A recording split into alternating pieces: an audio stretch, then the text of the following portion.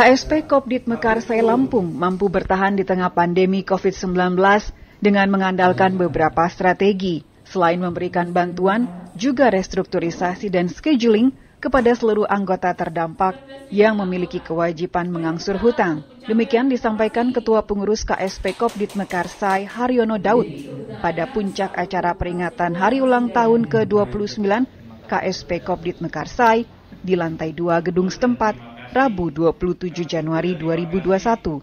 Kebijakan ini menurutnya cukup efektif membantu anggotanya tanpa melalaikan kewajiban mengangsur. Ditegaskan Haryono Daud, KSP Kopdit Mekarsai Lampung tetap melayani anggotanya dengan protokol kesehatan COVID-19 yang sangat ketat, termasuk juga memberikan pendidikan untuk para anggota. Oleh karena itu, Haryono Daud menggarisbawahi ujung tombak pengawasan koperasi ada pada anggota sebagai pemilik sekaligus pengguna koperasi yang mendelegasikan tugas pengawasan koperasi kepada jajaran pengawas koperasi. Jadi 29 tahun itu bukan perjalanan yang singkat ya.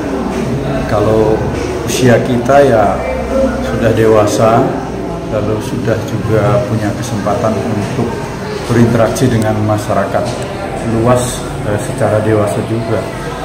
Artinya apa? Artinya semua yang dilakukan, yang dikerjakan itu harus dipertanggungjawabkan. Kalau koperasi adalah milik anggota, maka kedaulatan sepenuhnya itu ada di tangan anggota, sehingga hal-hal yang menyangkut penyelenggaraan organisasi itu tentu harus mendapatkan persetujuan anggota. Tentu perjalanannya tidak mulus ya, pasti ada kekurangan di sana-sini, dan inilah yang menjadi refleksi kita di tahun ke-29 memasuki tahun ke-30. Segala kekurangan itu akan kita prioritaskan menjadi perbaikan di tahun-tahun berikutnya, dan itu sudah masuk di dalam perencanaan strategis Mekarsai 2021-2023. Kita menyelesaikan hal-hal yang belum selesai kita kerjakan, baik itu 10 tahun terakhir yang terkait dengan Renstra 2010-2020. Ya, sebenarnya kita tetap berjalan seperti biasa dengan ketat menegakkan protokol kesehatan, pendidikan juga tetap jalan.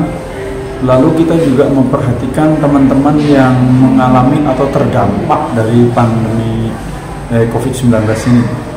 Kita coba memberikan jalan keluar apa yang bisa kita bantukan ketika itu langsung berdampak baik kepada usaha maupun kepada kehidupan keseharian. Salah satu contohnya misalnya ketika mulai terdampak pandemi di bulan April, kita lalu mengumpulkan data. Ada tidak anggota yang mengalami kesulitan? Ketika ada kesulitan, terutama mereka yang punya kewajiban mengangsur hutang dan sebagainya, kita berikan kesempatan yang namanya restrukturisasi dan rescheduling. Silakan mengajukan, lalu kemudian kita coba proses sesuai dengan permintaan mereka. Dan syukur sampai dengan akhir 2020, teman-teman yang terdampak sehingga mengakibatkan dampak yang kita sebut fatal gitu ya, hampir tidak ada.